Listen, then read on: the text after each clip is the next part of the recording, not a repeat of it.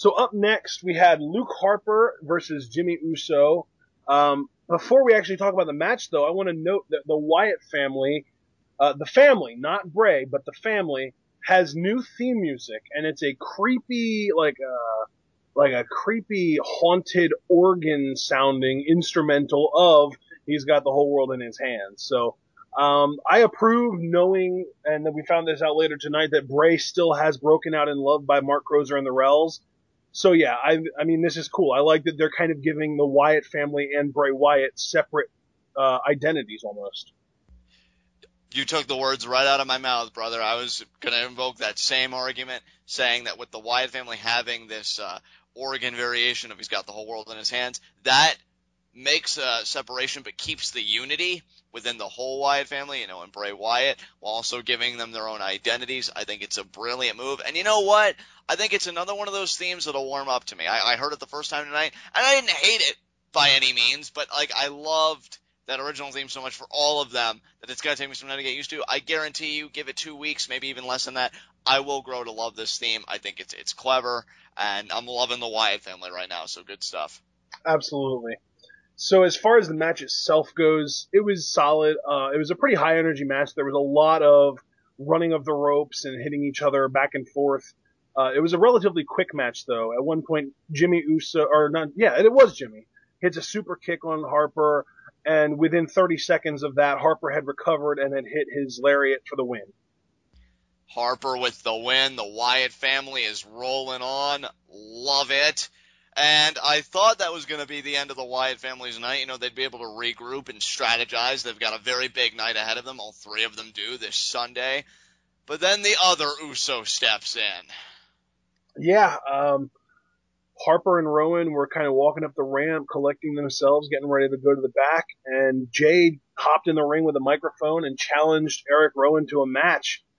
He basically said, "Bring your ass down here so that I can kick it up and down this ring." And then as Rowan and Harper were on their way back to the ring, Jey did a suicide dive onto both of them. So we have this match now too, Jey versus Erick Rowan.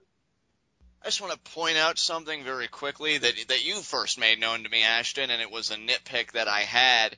Apparently the Usos are trying to get over, and I hope it was a one-night thing and they know that it failed, the phrase Uso crazy. No. Just no. Personally, I'm still sold on the idea that you and I came up with a couple months back when the Usos cut that promo about when we get knocked down, we stand up. That, I thought, was really marketable, and they could do something with that. I'm afraid I've got some bad news for you, John. Just because we thought that was a good idea, you should not still be sold on that, because at the end of the day, there's literally no reason for you to grasp on the idea that might actually happen, because there's been literally no repetition of that since it happened the first time. Yeah, it's not going to happen. I'm just saying it's better than what they're trying to do here. This wordplay is so hokey and so corny. You know what it reminds me of? What does it remind you of? Like Adam Lee when Kofi Kingston was wrestling, "Jamaican me crazy. Have mercy!" Oh, that era. All right, well, yeah, Jey Uso, Erick Rowan. Not a bad match. I mean, Erick Rowan, did a lot of the typical power offense, but you knew the Usos were going to get their win back, and that's exactly what happened here. Yup, at one point, Rowan was going for a splash in the corner, and Jey Uso ducked it, got out of the way, and Rowan slammed his head on the turnbuckle and then landed in the perfect position for the Superfly Splash, which Jey Uso hit and followed up with the pin for the 3 count and the win. Yes. So we're tied at 1-1 now, heading in to Money in the Bank this Sunday, still wishing and craving for the Wyatt family to get those tag titles. And we got a nice glimmer of that in the post-match as the Wyatt family put the boots to the Usos in a big way, and then they held the tag team titles up and they were celebrating with them. And Ashton, I don't think a sight has ever looked that good. They looked fantastic with that championship gold. Yeah, I mean, as far as I'm concerned, the most fantastic part of this was Luke Harper's spinning lariat onto one of the Usos on the outside. Like, I've seen him throw that lariat a bunch of times. That might have been the best lariat he's ever thrown. It was perfect. I mean, he put all of himself into it, took his head off, And while they're celebrating with that gold, they're looking up at the Titantron, and who emerges but the patriarch of the Wyatt family, Bray Wyatt. Yep, and in typical Bray Wyatt fashion, he cuts a very vague, wordy promo, basically to kind of get down to the core of what he was really saying. All he was really doing was talking about how important it is to him, for both him and the family, to walk out of the Money in the Bank pay-per-view with gold. Yes, he was really rallying the troops, saying, if a leader can't be proud of, those who follow him, then he's not really a good leader now, is he? And he said him and his family, they're going to trample all over the fallen bodies at Money in the Bank, and they will emerge victorious. Dude, I gotta tell you, you and I have really tried to predict and navigate a lot of pay-per-views in our time together. This is going to be one of the most difficult ones for me personally. Yeah, this is definitely going to be a tough one to call. To me, though, the heartbreaking thing isn't going to be getting a lot of predictions wrong. The heartbreaking thing is going to be when John Cena walks out with the title and we return to status quo. Ooh, so you're officially locking that in, or what? No, I'm not officially locking that in, but I just feel like no matter what we predict, that seems like the most likely thing to happen because it just seems like such a WWE thing to do. I know. We'll see what happens, man. I'm hoping that Cena doesn't pull it out. I wouldn't be surprised if he does at this point, given the landscape and, again, the difficulty navigating it and everything. But we'll just have to wait and see. I would pop so big if Bray Wyatt or Cesaro emerged with the gold. Hell, even though I think it may be a little rushed, I'd probably pop huge in that moment if Roman Reigns won the championship. Cena, though, I don't know. I guess I wouldn't be too angry, but still, it would really annoy me. I would be shocked if Reigns won it. I don't even know if I would like it or not. But regardless, we'll talk about that later. For now, after Bray Wyatt's promo, we see Rusev and Lana kind of touring around Washington, D.C. They do the typical America Sucks bit, citing the Capitol building and the White House in particular. Of course, then they have to build up the Russian Federation. And yeah, it's pretty much your typical America-hating video. It's not really anything new that we haven't seen yet. Yeah, Lana pretty much says, the question shouldn't be, it's not what your country can do for you when your country can't even help itself. It's just the typical Lana stuff, mowing down the U.S., building up Russia. Rusev said his typical lines. It all worked out pretty well here. Yeah, absolutely. So up next we had Alicia Fox versus Naomi. My personal heat of the night was the commentary. So if you want to pay the due respect to this match that it deserves, let's talk about it.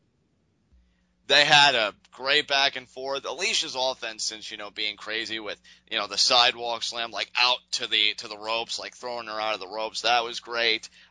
Naomi's energy is infectious. Just kicks it into a second gear. Again, you could see Cameron playing up that jealousy. Oh, well, Naomi's not really a threat, and Paige was constantly giving her due, which kudos to Paige for doing that, by the way. That was the one positive thing about commentary. Paige wasn't afraid to say, you know what, yeah, she is a legitimate threat because she got a non-title victory over me. I recognize a threat when I see one, and she definitely deserves a shot at my championship. So I really like that. The one big thing I want to talk about was the finish. Naomi's got a new finisher for herself, Ashton. What did you think of it? I don't know. It's kind of like a modified Final Cut, like what the Big Show used to do in his ECW days. I like it because it kind of feels like an inverted DDT, but I don't know. It was kind of botched in this match, so it's kind of hard to say because they kind of fumbled around before she actually hit it, so I don't know what the execution is actually supposed to be. But from what I saw, I still would prefer the springboard split-legged moonsault. That move is a thing of beauty, and I would love to see her do it like every match as the finisher. Personally, this modified Final Cut of sorts, I think is an excellent setup to that maneuver if she wanted it to be.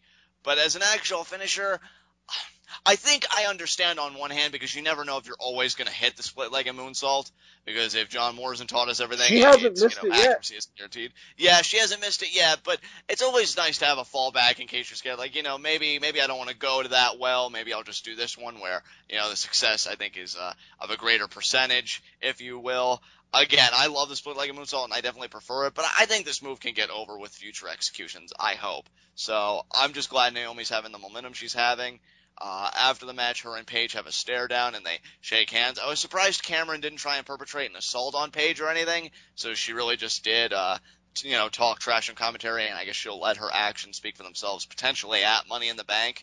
But I'm really excited for those two to have a match. That could be great. Yeah, I was quite surprised by her lack of attacking too, but apparently she was too bored because she was yawning and acting like it was no big deal that Naomi got the win. She was probably like, girl, bye, and then, just doing her Cameron thing. But yeah, Her terrible human being thing. Yeah, pretty much. But I feel like if Naomi and Paige can get, I'd say even 10 minutes of Money in the Bank, 8 to 10. I feel like they could really make those minutes worthwhile. They could have a great back and forth. I'm scared that Cameron is going to meddle, and if she is going to, please let it be in the post-match. I really want to see what these two women can do uninterrupted. See, dude, now I wouldn't complain if Cameron would cost Naomi the title, and then we got Naomi versus Cameron at Battleground, and then Naomi versus Paige with Cameron banned from ringside at SummerSlam. That is a great way to drag a program out. You have a point there. Yeah, I guess I'd be cool with that. I just, I think as a guy who's just so excited with how the women, over in NXT and slowly on the main roster have really been stepping up lately, I just want to see these guys go out unleashed. But if it doesn't happen here, it'll certainly happen someday because Naomi's got a bright future ahead of her. So I'm excited. I think my thing is, where does Paige go from here? Like when she gets past Naomi, and I don't see Naomi taking the title off of her. So when she does get past Naomi, where does she go from there? Like to me, the person that I think of as the best contender, the person that'll put on the best matches with Paige in the WWE's main roster right now, Naomi is the first person that does come to mind. So they're kind of blowing their load early by putting them into this program right now, which is why to me it makes sense that you would do the Funkadactyl split as a storyline, give them a 3-minute pay-per-view match, if that, at Battleground, so that Naomi can squash Cameron, get that past her, and then maybe send Cameron back down to developmental where she can actually, get decent in the ring. And that's the point where you can have your Naomi Paige blow off. And you know what? I don't think that it's going to happen, but if they want to, I could see Naomi taking the title off of Paige if they do that exact route or something similar. Definitely. It's Naomi striking out on her own, and now that she has, that's when the real success comes to her. So I could definitely see them playing up that story, and I think that would be fantastic. To me, see, I don't even know what's going on with her anymore, because I thought that Emma would have been really built up as more of a contender by now ever since she got that victory over Alicia Fox when she was the number one contender for Paige's championship. But she wasn't even on Raw tonight. She's been doing these videos with Paige, these little cutesy interactions where she keeps trying to touch the championship and Paige is like, don't touch that. And I'm thinking, this is really great. This could really translate into something on TV. Nothing yet. Not saying we won't get it before the end of this year, but right now I don't even know where Emma even is. So, to me, Naomi is an excellent choice, and let's hope that they can have a worthwhile program. Emma is back at catering, where Zack Ryder and JTG used to spend most of their time. She'll get out. I have faith. Yeah, wait, maybe when Triple H takes over, he actually respects women.